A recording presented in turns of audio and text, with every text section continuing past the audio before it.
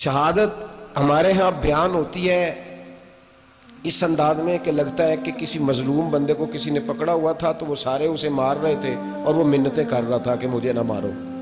اتنی ہائے ہائے کی جاتی ہے کہ محسوس ہوتا ہے کہ امام علی مقام بڑے پریشان تھے کہ کسی طریقے سے، اور ان کا خاندان بڑا تکلیف میں تھا کہ جلدی کہیں کربلا سے نکل جائیں.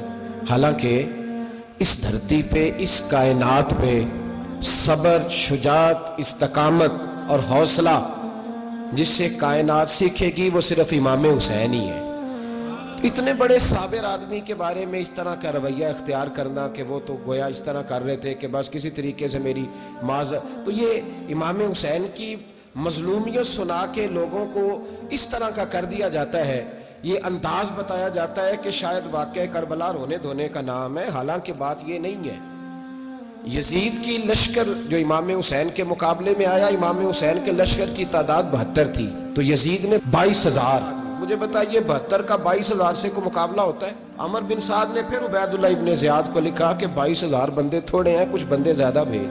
تو عمر بن سعد کو عبید اللہ ابن زیاد کہنے لگے کہ تو پاگل تو نہیں ہو گیا، 72 کے لشکر کا 22,000 بھیجا، اور کتنا بھیجوں؟ تو اس نے کہا تمہیں یہ نہیں پتا یہ لوگ کون ہیں؟ یہ مولا علی شیر خدا کی اولاد ہے. ان میں ایک ایک شخص ایسا ہے جو 1,000 کے مقابلے میں لڑنا جانتا ہے.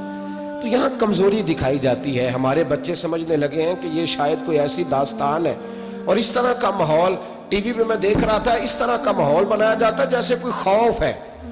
یعنی واقعہ کربلا کوئی ایسا واقعہ جسے دیکھ کے خوف طاری ہو جائے، بچے راتوں کو ڈریں. وہ اکیلے درخت دکھائے جا رہے ہیں اور تیر دکھائے جا رہے ہیں. او یار، کیا قوم کی تربیت کر رہے ہیں؟ واقعہ کربلا حوصلے کا نام ہے، دلیری کا نام ہے. سنیں بات اصل میں کیا تھی، بڑے ٹھنڈے دماغ سے میری بات کو سمجھیے گا. حضرت مولا علی شیر خدا کے بعد مسلمانوں کے متفقہ امیر بنے تھے حضرت امیر معاویہ. انہیں امیر کس نے بنایا تھا؟ امام حسن نے.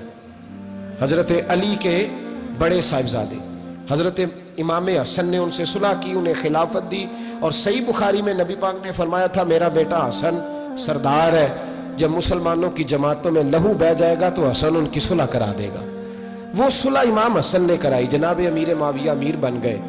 حضرت امیر معاویہ رضی اللہ تعالیٰ عنہ بڑا پیار کرتے تھے نبی پاک سے، بڑا احترام کرتے تھے حضور کے خاندان کا. ان کی جو اجتہادی خطائیں ہیں وہ اپنی جگہ پہ موجود ہیں.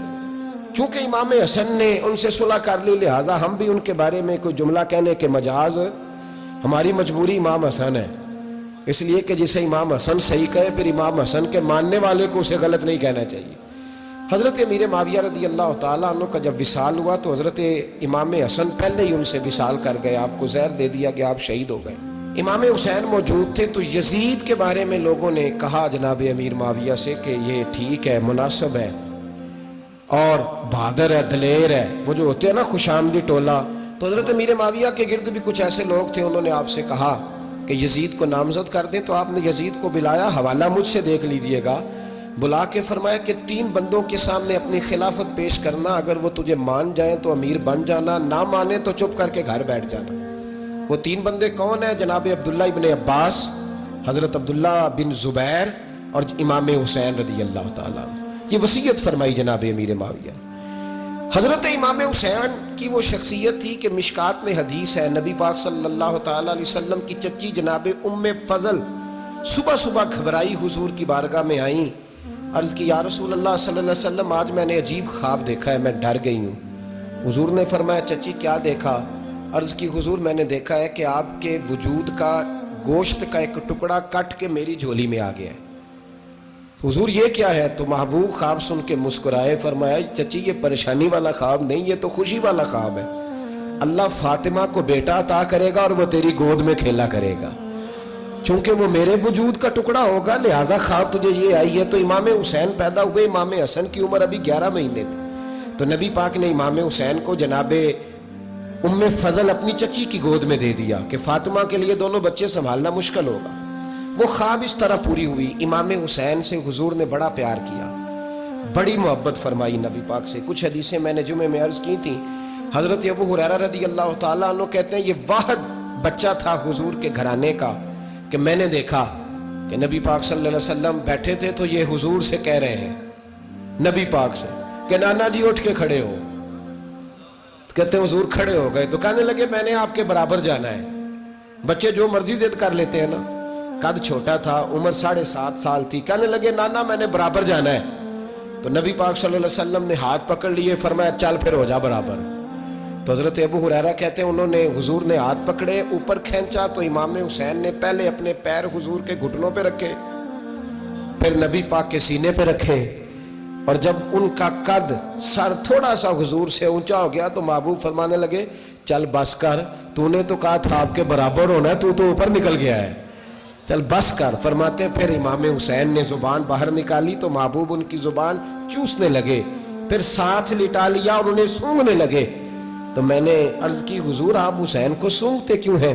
تو فرمایا ابو ہریرہ مجھے حسین کے وجود سے جنت کی خوشبو آتی ہے, مجھے حسین کے وجود سے جنت کی.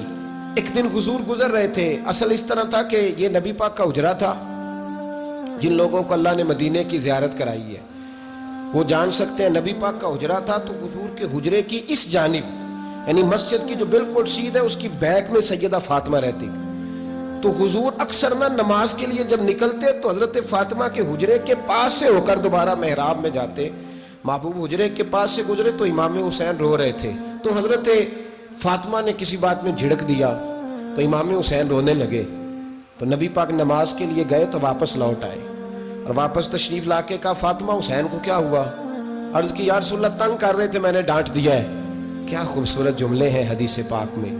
سرکار نے فرمایا فاطمہ اس کو حسین کو نہ رونے نہ دیا کر, یہ جب روتا ہے نا تو میرے دل کو تکلیف ہوتی ہے. تو بی بی صاحبہ کہتی ہیں یہ حکم آیا نبی پاک کا میرے نام, پھر میں نے ڈانٹنا چھوڑ دیا.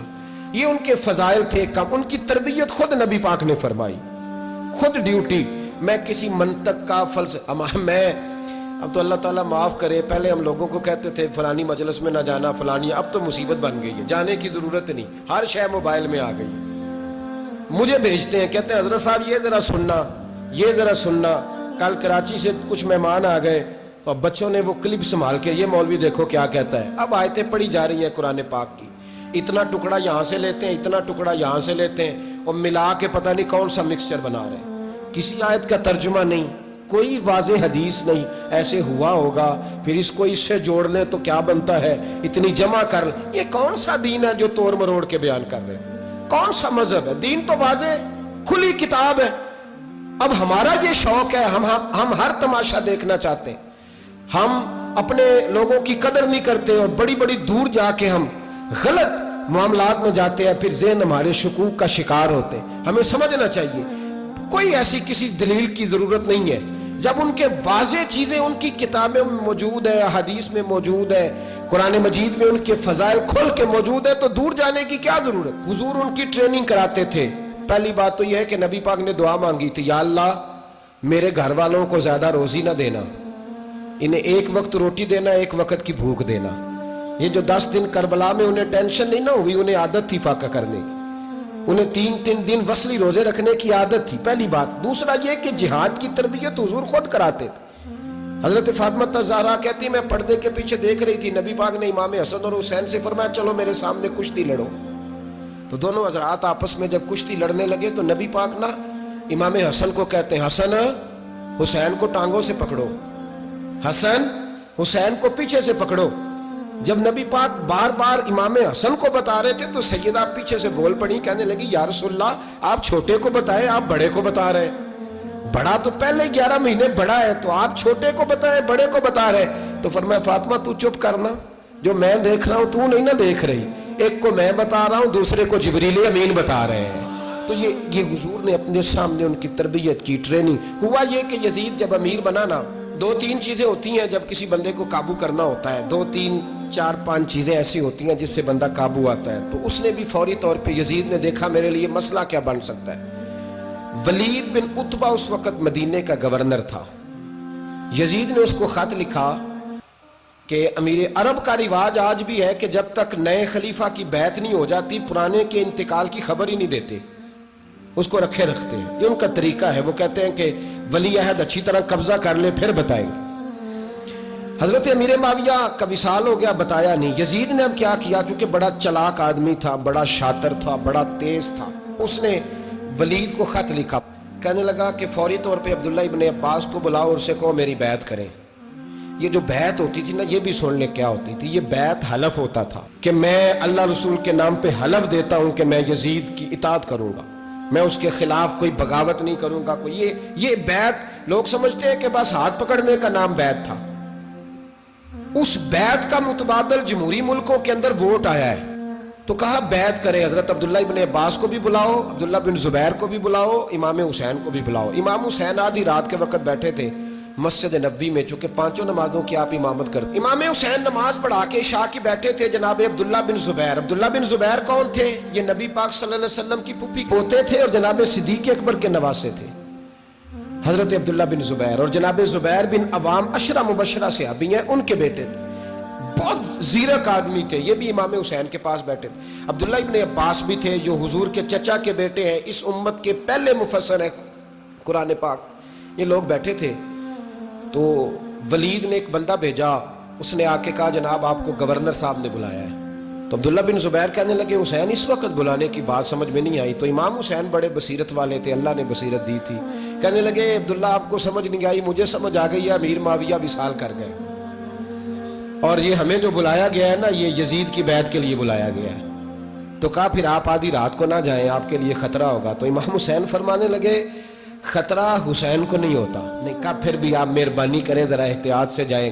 تو جناب عبداللہ ابن زبیر نے، عبداللہ ابن عباس نے 14 بندے نیزے دے کے، تلواریں دے کے امام حسین کے ساتھ بھیجے اور کہا کہ امام حسین اگر اس نے کوئی غلط ملت بات کی نا، زبردستی بیعت کرنے کا کہا، تو آپ بس کوئی ایک بات اونچی آواز میں کر دینا، یہ سپاہی پیچھے آ جائیں گے۔ امام حسین ان 14 بندوں کو لے کے گورنر ہاؤس پہنچ گئے۔ جب آپ وہاں پہنچے، اس نے بتایا، اس نے کہا جی حضرت امیر معاویہ انتقال کر گئے اور آپ نے یزید کی بیعت کرنی ہے۔ تو امام حسین فرمانے لگے میں چھپ کے بیعت نہیں کروں گا، مجمع لگاؤ، جمعے والے دن اعلان کرو، جو طریقہ ہے حضرت ابوبکر صدیق کا، جو طریقہ ہے حضرت عمر فاروق کا، جو انداز حضرت عثمان غنی کا ہے، جو مولا علی کا ہے، سر عام اعلان کرو، اگر ساری دنیا یزید کی بیعت کرے گی تو میں بھی تیار ہوں۔ تم مجھ سے بیعت لے کے پھر لوگوں کو بتانا چاہتے ہو کہ حسین بیعت ہو کر رہے ہیں تو تم کیوں نہیں کر رہے؟ میں عام آدمی نہیں ہوں، لہذا چھپ کے بیعت نہیں کرتا۔ جب یہ بات کی نا تو ولید بڑا نرم دل تھا اور امام حسین کی شان کو جانتا تھا، وہ جانتا تھا یہ نبی پاک کا خاندان ہے۔ اس نے کہا جی مجھے تو حکم تھا، باقی آپ حضور کے نواسے ہیں، میں کر کچھ۔ وہاں ایک بڑا بدبخت شخص بیٹھا تھا، عبد الملک بن مروان۔ وہ ولید سے کہنے لگا کہ اگر حسین آج تمہارے ہاتھ سے نکل گئے تو تمہارے لیے بہت بڑا مسئلہ کھڑا ہو جائے، انہیں جانے نہ دینا، یا بیعت کراؤ یا ان سے کہو جنگ کے لیے تیار ہو۔ تو امام حسین رضی اللہ تعالیٰ عنہ کے کانوں میں آواز گئی تو فرمانے لگے ابن مرجانہ، اگر تیرے اندر جرت ہے تو آ سامنے حسین کے، اس کے کانوں میں باتیں نہ کر، کانا پھوسی نہ کر، باہر آ میدان میں، شرارت نہ کر، باہر آ، میں تمہیں ابھی بتاتا ہوں کہ حسین سے مقابلہ کرنے کا انجام کیا ہے۔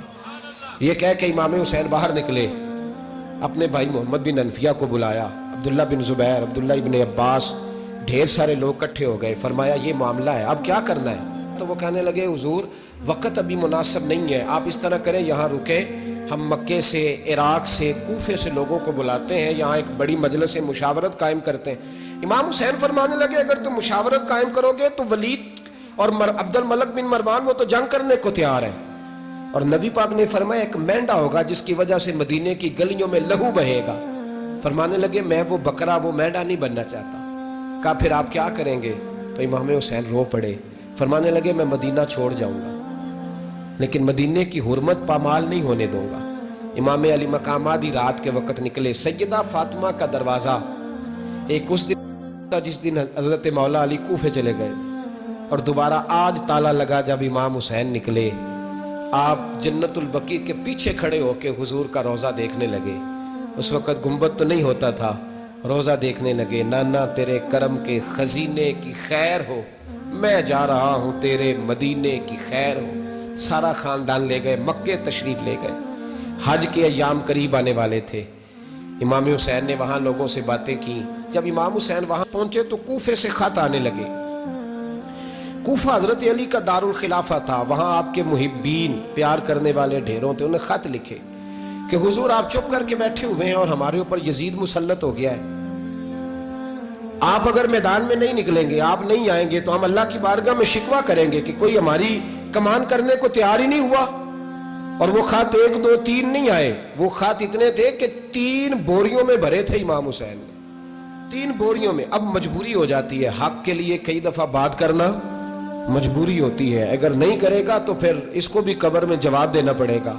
امام علی مقام رضی اللہ تعالیٰ عنہ نے مکے میں اب لوگوں کو جمع کیا مشورے کے لیے. ہر بندے نے کہا حضور وہ بھلا تو رہے ہیں پر اپنے وعدوں کے پکے. کہا حضور وہ پکے نہیں, آپ نہ جائیں. ہر بندے نے کہا حالات ٹھیک نہیں, حالات گراؤنڈ ریالٹی صحیح نہیں. یہی مشورہ آج بھی ہر بندہ دیتا ہے, ابھی حالات نہیں. اتنے خراب حالات کبھی نہیں ہوئے تھے جتنے امام حسین کے دور میں تھے. لیکن فرمایا میں دین کے خلاف غلط حکمران کو مسلط ہونے کی اجازت, بول کے بتائیے, بول کے, غلط حکمران کو مسلط ہونے کی اجازت, مزاحمت کروں گا, مخالفت کروں گا. امام کہنے لگے کوئی بات نہیں, وہ میرے ساتھ چلے نہ چلے لیکن میں کوفے جاؤں گا. وہ لوگ میرے ساتھ کھڑا ہونے کو تیار ہیں تو وہ جھوٹ ہے یا سچ ہے پر میں چلوں گا.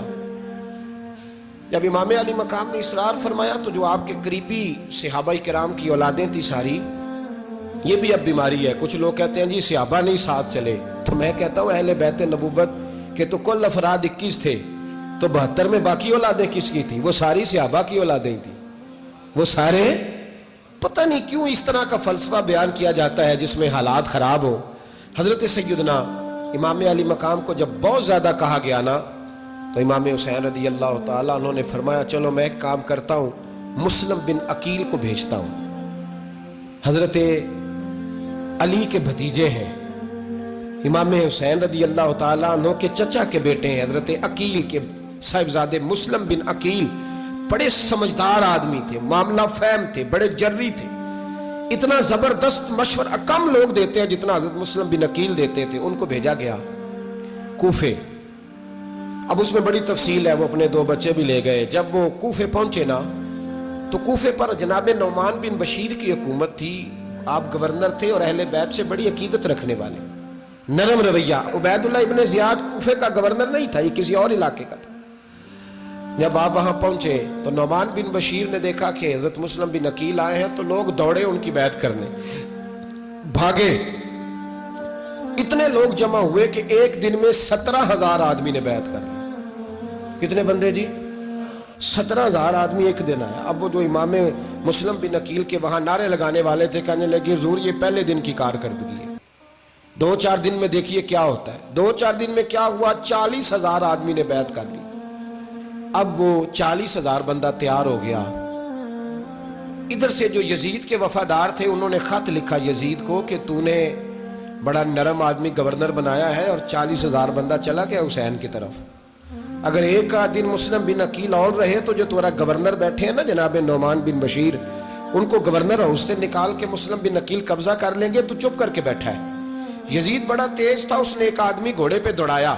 عبید اللہ ابن زیاد ایک اور علاقے کا گورنر تھا, پر بڑا ظالم سا بدماش تھا, بڑا سخت گیر آدمی تھا. اس کو کہا کہ تو پہلے ایک صوبے کا گورنر ہے, جا تجھے دوسرا صوبہ بھی دیا. اس طرح کار فوری طور پہ کوفے پہنچ اور جا کے مسلم بن عقیل کو گرفتار کر, جو آدمی ان کا ساتھ پھر بھی دے اسے قتل کر دے. اس نے کیا کیا, وہ آدھی رات کو آیا, منہ چھپایا, جبہ پہنا, لوگ سمجھے امام حسین آ گئے. بہت سارے لوگوں نے اس کے نعرے بھی لگائے. وہ چپکے سے داخل ہوا اندر, اور چپکے سے داخل ہو کے اس نے سب سے پہلا کام یہ کیا کہ نعمان بن بشیر رضی اللہ عنہ کو معزول کیا, کوفے کے گورنر ہاؤس پہ قبضہ کیا. پھر اس نے اسی وقت سوئے ہوئے سرکردہ لوگ, جس طرح ایک گاؤں کا چودھری دوسرے کا محلے میں قبیلوں کے جو لوگ تھے چودھریوں کو بلایا, کچھ کو سزائیں دیں, کچھ کو سخت کہا, کچھ کو ان کے عیب گنوائے کہ وہ تمہارا فلانا مسئلہ پھر خراب کر دوں گا, بلیک میل کیا. صبح ہونے تک حالات اگر تم نے میرے قابو میں نہ کیے تو یاد رکھنا بڑا مشکل ہوتا ہے حق پہ کھڑا ہونا. بڑی چیزیں لوگوں کو یاد آتی ہیں, اللہ جانتا. پہلے کچھ ہوتا ہے, بعد میں معاملہ کچھ ہوتا ہے. حضرت مسلم بن عقیل کے ساتھ جس دن عبید اللہ ابن زیاد آیا 40,000 کا لشکر تھا. اگلے دن صبح ہوئی, اگلے دن تو یہ حال ہو گیا کہ آپ جب کوفے کی جامع مسجد میں زور کی نماز کے لیے گئے تو 5-7 ہزار آدمی نماز پڑھنے آیا. اور جب مغرب کا وقت آیا تو لوگوں نے چند ہزار لوگ رہ گئے, نماز کی نیت باندھی. توجہ کرنا میری بات پہ, ایک مسئلہ بھی سمجھ میں آئے گا. لوگوں نے نماز کی نیت باندھی تو حضرت مسلم بن عقیل امامت کر رہے ہیں, ہاتھ باندھے ہوئے ہیں. تو بہت سارے لوگوں نے پیچھے ہاتھ چھوڑ دیے. ایک بندے نے دوسرے سے پوچھا وہ ہاتھ کیوں نہیں باندھتے؟ کہنے لگے اگر عبید اللہ ابن زیاد کے کسی بندے نے دیکھ لیا نا تو ہم اسے کہیں گے ہم تو نماز پڑھ ہی نہیں رہے تھے, ویسے ہی کھڑے تھے, ہاتھ ہی نہیں باندھے سرے سے.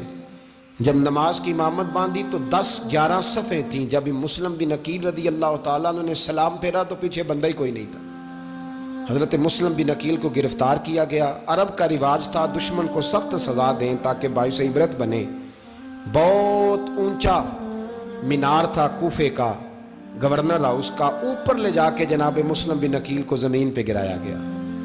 اور جب وہ شہید ہو گئے تو شہید ہونے سے ایک رات پہلے وہ خط لکھ چکے تھے امام حسین کو کہ آپ آ جائیں, حالات بڑے اچھے ہیں. خط ملا تو امام حسین مکے سے کوفے کی جانب چل پڑے.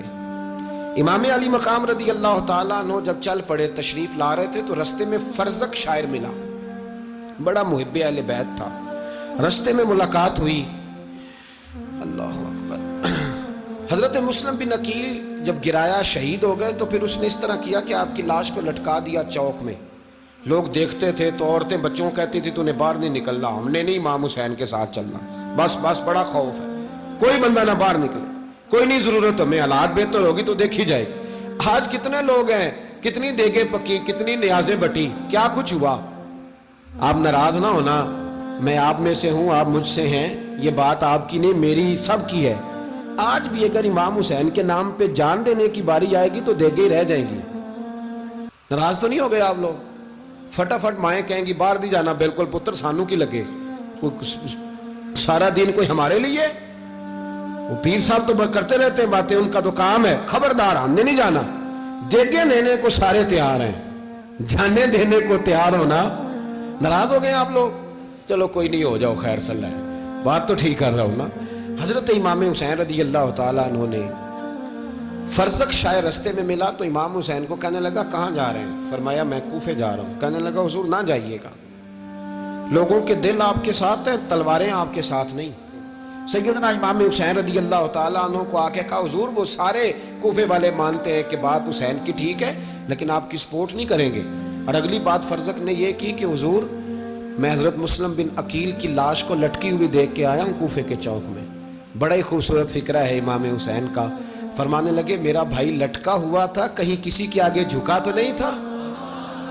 لٹکا ہی تھا نا, کہیں جھکا تو نہیں کسی کے آگے؟ کہا حضور نہیں. تو آپ فرمانے لگے اگر مسلم بن عقیل لٹک گیا تو حسین بھی لٹک جائے گا, لیکن جھکے گا. حضرت امام حسین تشریف لائے, بچوں سمیت آئے. حر بن یزید ایک شخص تھا. حر بن یزید ایک مختصر سا لشکر لے کے اس نے امام حسین کو ایک جگہ پہ روکا, پھر دوسری جگہ پہ روکا, بالآخر تیسری جگہ پہ روکا. تو امام حسین نے فرمایا جگہ کون سی ہے؟ کہا حضور کرب و بلا. فرمایا بس یہی خیمے لگا دو, یہی. حضرت سیدہ زینب نے پوچھا امام حسین سے کہ سارے زمانے نے روکا ہے, ٹھیک ہے آپ حق پہ ہیں, یہ بھی سب نے کہا ہے آپ حق پہ ہیں, پر روکا بھی سب نے, آپ روکے کیوں نہیں؟ تو ابن کثیر اور ابن اسیر لکھتے ہیں کہ امام حسین رو پڑے. کہنے لگے بہن میں رک جاتا پر میں نے رات کو نانا مصطفیٰ کو خواب میں دیکھا ہے. تو حضور نے فرمایا حسین اگر آج یہ رواج پڑ گیا نا یزید جیسے لوگوں کا تو قیامت تک پڑا رہے گا. پھر لوگ کہیں گے کوئی نکلا نہیں تھا تو ہمیں بھی نکلنا. پھر لوگ ظالموں کے سامنے گردنیں جھکانے کے عادی ہو جائیں. میں کہتا رہتا ہوں, کہہ رہا ہوں, کربلا کی جنگ کفر اسلام کی جنگ نہیں, کفر اسلام کی جنگ نہیں کربلا کی. کیونکہ یزید تو بڑا پکا نمازی تھا, خطبہ دیتا تھا. وہ تو جب امام حسین رضی اللہ تعالیٰ عنہ نے کربلا کے میدان میں جمعے کا دن تھا تو یزید کے سامنے کو بات کرنی شروع کی, عمر بن سعد کے سامنے. تو عمر بن سعد کہنے لگا حسین زیادہ باتیں نہ کر, ہمارا جمعہ لیٹ ہو رہا ہے, جنگ کے لیے تیار ہو, فٹافٹ آ. اہل بیت نبوت کو قتل کریں گے اور قتل کے بعد پھر نماز پڑھیں گے اور پھر کہیں گے اللہم صلی علی محمد وعلی آل محمد, اسی نماز میں پھر درود بھی پڑھیں گے. یہ کیسا مرتبہ ہے, کیسا انداز ہے, دوستی قاتل سے بھی مقتول سے یارانہ بھی. امام حسین نے حر بن یزید امام حسین سے کہنے لگا مجھے حکم ہے آپ کو روکنے کا, آپ آگے نہیں جا سکتے. امام صاحب نے فرمایا وجہ زمین اللہ کی ہے. اس نے کہا آپ بیعت نہیں کر رہے, یزید کی حالات آپ کے حق میں درست نہیں ہیں, آپ نہیں جائیں گے. امام روک گئے.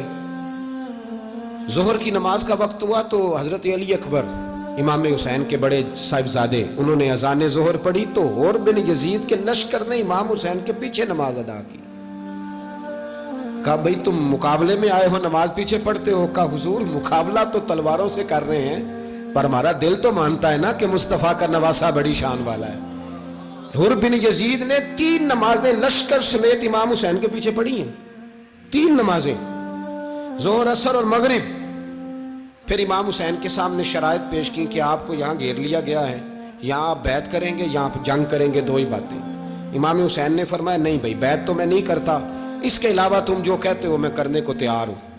اس نے خط لکھا, عبید اللہ ابن زیاد کو ایک بندہ دوڑایا پیچھے, کوفے چند میل پہ کوفہ تھا. کہا وہ نہیں مان رہے, کیا کرنا ہے؟ تو حسین ابن علی ہے, میں زیادہ دیر انہیں روک بھی نہیں سکتا. انہوں نے پیغام دیا حور بن یزید کو کہ کرنا کچھ بھی نہیں, ان کا پانی بند کر دو, بلیک میل کرو, کھانا پانی نہیں ملے گا, چھوٹے چھوٹے بچے ہیں, خود ہی مان جائیں گے. حضرت امام علی مقام کے بارے میں حور کے پاس جب یہ پیغام آیا تو حور کہنے لگا میری طبیعت نہیں مانتی حسین پر پانی بند کروں, دل نہیں مانتا. جب یہ لفظ کہے نا دوبارہ تو پھر عبید اللہ ابن زیاد نے عمر بن سعد کو 10,000 آدمی دے کے بھیجا. کہا حور بن یزید لچک دکھا رہا ہے حسین کے حق میں. ایک رے کا علاقہ تھا, بڑی وہاں فصل ہوتی تھی, لوگ کوشش کرتے تھے وہاں کا گورنر بننے کی, کوشش کرتے تھے. تو عبید اللہ ابن زیاد کہنے لگا تمہیں رے کی گورنری ملے گی, سب سے سرسبز و شاداب علاقہ, تمہیں وہاں کا گورنر بنایا جائے گا اگر حسین کے خلاف لڑو گے. یہ اتنی زبردست ہوتی ہیں گورنریاں کہ گورنریوں کے لیے لوگ نسل رسول کے خلاف بھی نکل آتے ہیں. یہ اتنی تگڑی ہوتی ہیں, اتنی جلدی وفاداریاں بدلتی ہیں. وقت اتنا نہیں کہ میں مزید تفصیل میں جاؤں. امام حسین کو روک لیا گیا, عمر بن سعد نے روک لیا. 1 محرم کو امام آئے, 7 محرم تا روکا گیا, 7 محرم کو پانی بند کر دیا. جانور پانی پیتے تھے, گھوڑے پیتے تھے, کتے پیتے تھے, لیکن مصطفیٰ کے گھرانے کو پانی پینے کی اجازت. 3 دن تک پانی بند رہا. 9 محرم کو عمر بن سعد نے اور لوگ بلائے. شمر ایک بڑا سخت آدمی تھا, سنگ دل بدبخت, جس نے حضرت علی اصغر کے گلے پر تیر مارا تھا, وہ اور لشکر لے کے آیا. رات کو کہنے لگا امام حسین رضی اللہ تعالیٰ عنہ سے کہ بس بڑا ہو گیا, یہ 9-10 محرم کی درمیانی رات, یہاں آپ جنگ کریں گے یا آپ بیعت کریں گے, 2 ہی باتیں.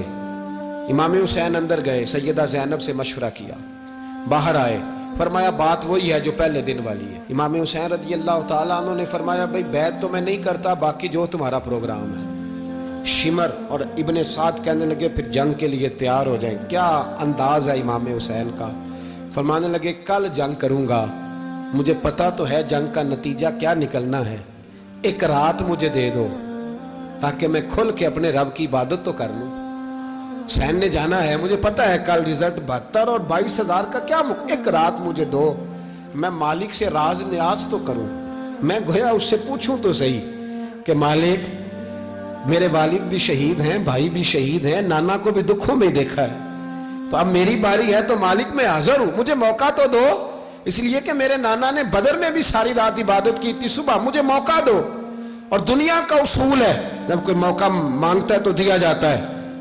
یہ دونوں کہنے لگے کوئی موقع نہیں. حور بن یزید پیچھے سے بولا, کہنے لگا نہیں بدتمیزی نہ کرو, حسین کو موقع دو, تمہیں دینا پڑے گا. موقع دیا.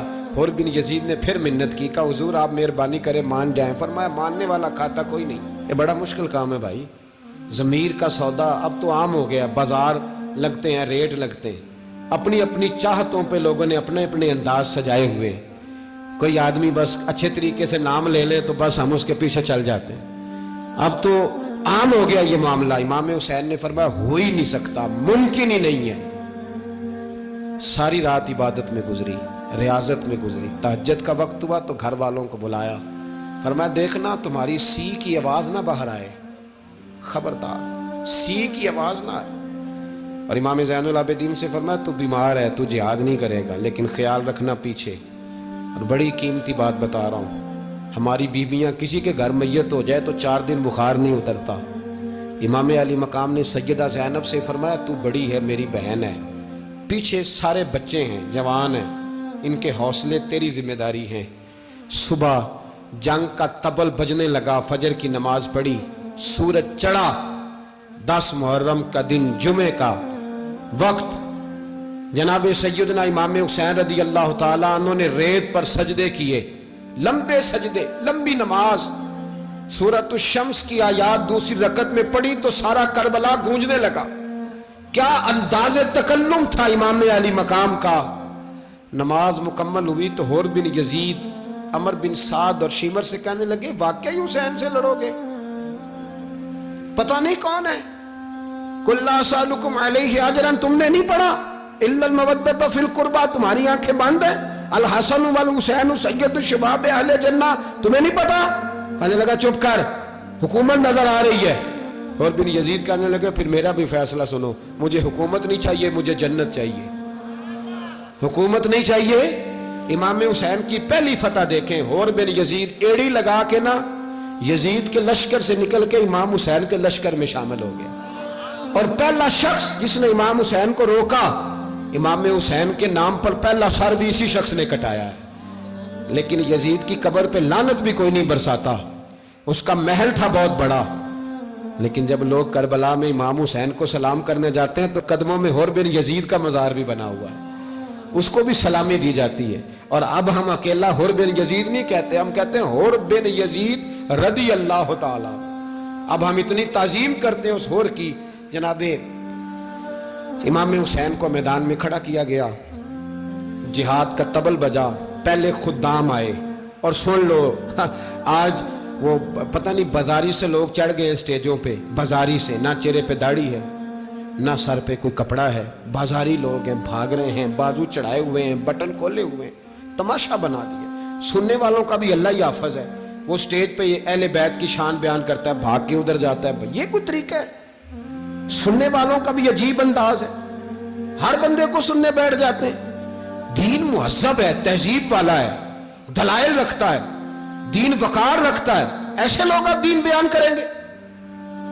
حضرت سیدنا امام حسین رضی اللہ تعالیٰ عنہ صبح جب جہاد کا وقت آیا، پتہ ہے کون کون تھے کربلا میں؟ امام حسین کے ساتھ امام حسین کے 4 بھائی تھے کربلا میں۔ کتنے؟ بول کے بتائیں۔ حضرت علی کے 4 بیٹے، عباس بن علی، جن کو حضرت عباس کہا جاتا ہے نا، علمدار، یہ حضرت علی کی دوسری زوجہ میں سے۔ عباس بن علی بھی تھے، اور ابو بکر بن علی بھی تھے، عمر بن علی بھی تھے، عثمان بن، یہ حضرت علی کے بچوں کے نام ہیں۔ یہ آپ کے شہزادے امام حسین کے ساتھ شہید ہوئے، ان کا نام صرف اس لیے نہیں لیا جاتا کہ ان کا نام خلفائے ثلاثہ کے نام پہ، حضرت علی نے اپنے یاروں کے نام پہ رکھا ہے، تو تم نے کربلا کے میدان سے خارج کر دیا۔ یہ تینوں شہزادے حضرت جناب سیدنا امام حسین کے ساتھ تھے، یہ بھی شہید ہوئے۔ حضرت جناب زینب امام حسین کی سگی بہن ہے، ان کے 2 بچے تھے، اون و محمد۔ جب امام حسین میدان میں جانے لگے تو جناب زینب بچوں سے کہنے لگی نہ، پہلے بھائی نہیں جائے گا، پہلے بھانجے جائیں گے۔ 2 بچے شہید ہوئے۔ حضرت قاسم بن حسن امام حسن کے بیٹے تھے، وہ جب میدان میں جانے لگے تو امام حسین نے کہا نہیں بھائی تو نہیں جائے گا، تو میرے بھائی کی نشانی ہے، میں جاؤں گا۔ تو حضرت قاسم بن حسن نے ایک تعویذ کھول کے دیا کہ ابا جی میرے والد نے کہا تھا جب بڑی مشکل آ جائے تو تعویذ کھول کے دیکھنا، تو آج بڑی مشکل آئی ہے تو میں نے تعویذ کھولا ہے، تو یہ دیکھیں کیا لکھا ہے، یہ تو رکا ہے، تعویذ ہے ہی نہیں۔ جب کھول کے دیکھا تو اس پہ لکھا تھا قاسم اگر حسین پہ کوئی کڑا وقت آ جائے تو بیٹھ کے آگے آگے رہنا، اگر کڑا وقت میرے بھائی پہ کبھی آ جائے نا دیکھنا اس کے آگے آگے چلنا، اسے حسن کی کمی نہ محسوس ہو، پائیاں جیا ساک نہیں کوئی جے وچ خار نہ ہوئے۔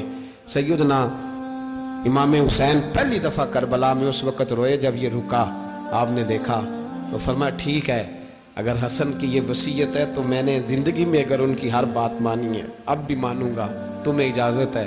جناب قاسم بن حسن 16 سال کا جوان جب میدان میں نکلے تو ہائے ہائے پتہ نہیں کہاں سے آ گئی ہے۔